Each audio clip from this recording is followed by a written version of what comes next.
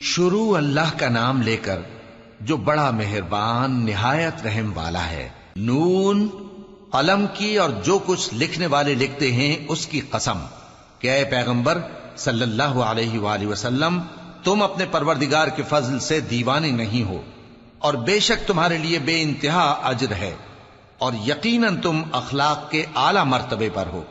سو ان قریب تم بھی دیکھ لو گے اور یہ کافر بھی دیکھ لیں گے کہ تم میں سے کون دیوانہ ہے۔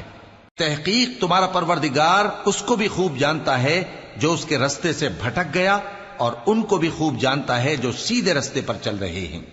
تو تم جھٹلانے والوں کا کہا نہ ماننا۔ یہ لوگ چاہتے ہیں کہ تم نرمی اختیار کرو تو یہ بھی نرم ہو جائیں، اور کسی ایسے شخص کے کہے میں نہ آ جانا جو بہت قسمیں کھانے والا ہے، ذلیل ہے، شرارت سے اشارے کرنے والا، لگائی بجھائی کرنے والا، مال دینے میں بڑا بخیل، حد سے بڑھا ہوا بدکار، سخت خو اور اس کے علاوہ بدذات ہے، اس سبب سے کہ مال اور بیٹے رکھتا ہے۔ جب اس کو ہماری آیتیں پڑھ کر سنائی جاتی ہیں تو کہتا ہے کہ یہ اگلے لوگوں کے افسانے ہیں، ہم ان قریب اس کی اونچی ناک پر داغ لگائیں گے۔ ہم نے ان لوگوں کی اسی طرح آزمائش کی ہے جس طرح باغ والوں کی آزمائش کی تھی، جب انہوں نے قسمیں کھا کھا کر کہا کہ صبح ہوتے ہوتے ہم اس کا میوہ توڑ لیں گے، اور انشاءاللہ نہ کہا۔ سو وہ ابھی سو ہی رہے تھے کہ تمہارے پروردگار کی طرف سے راتوں رات اس پر ایک آفت پھر گئی، تو وہ ایسا ہو گیا جیسے کٹی ہوئی کھیتی۔ پھر جب صبح ہوئی تو وہ لوگ ایک دوسرے کو پکارنے لگے کہ اگر تم کو کاٹنا ہے تو اپنی کھیتی پر سویرے ہی جا پہنچو۔ سو وہ چل پڑے اور آپس میں چپ کے کہتے جاتے تھے کہ آج وہاں تمہارے پاس کوئی فقیر نہ آنے پائے، اور کوشش کے ساتھ سویرے ہی جا پہنچے، گویا پیداوار پر قادر ہیں۔ پھر جب انہوں نے باغ کو دیکھا تو ویران، کہنے لگے کہ ہم رستہ بھول گئے ہیں، نہیں بلکہ ہم بے نصیب ہو گئے۔ ایک جو ان میں سمجھدار تھا بولا، کیا میں نے تم سے نہیں کہا تھا کہ تم تسبیح کیوں نہیں کرتے؟ دوسرے کہنے لگے کہ ہمارا پروردگار پاک ہے، بے شک ہم ہی قصوروار تھے۔ پھر لگے ایک دوسرے کی طرف رخ کر کے ملامت کرنے، کہنے لگے ہائے شامت، ہم ہی حد سے بڑھ گئے تھے، امید ہے کہ ہمارا پروردگار اس کے بدلے میں ہمیں اس سے بہتر باغ عنایت کرے۔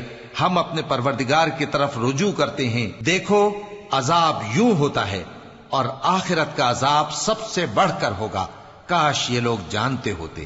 پرہیزگاروں کے لیے ان کے پروردگار کے ہاں نعمت کے باغ ہیں۔ کیا ہم فرما برداروں کو نافرمانوں کی طرح نعمتوں سے محروم کر دیں گے؟ تمہیں کیا ہو گیا ہے؟ کیسی تجویزیں کرتے ہو؟ کیا تمہارے پاس کوئی کتاب ہے جس میں یہ بات پڑھتے ہو کہ جو چیز تم پسند کرو گے وہ تم کو ضرور ملے گی؟ یا تم نے ہم سے قسمیں لے رکھی ہیں جو قیامت کے دن تک چلی جائیں گی کہ جو کچھ تم طے کر لو گے وہ تمہارا ہوگا؟ ان سے پوچھو کہ ان میں سے کون اس کا ذمہ لیتا ہے؟ کیا اس قول میں ان کے کچھ شریک ہیں؟ اگر یہ سچے ہیں تو اپنے شریکوں کو لے آئیں۔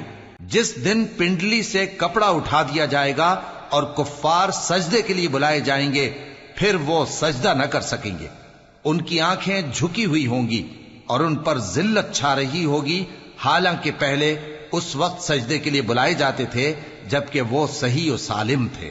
سو مجھ کو اس کلام کے جھٹلانے والوں سے سمجھ لینے دو، ہم ان کو آہستہ آہستہ ایسے طریق سے پکڑیں گے کہ ان کو خبر بھی نہ ہوگی، اور میں ان کو مہلت دیے جاتا ہوں، میرا داؤں بڑا مضبوط ہے۔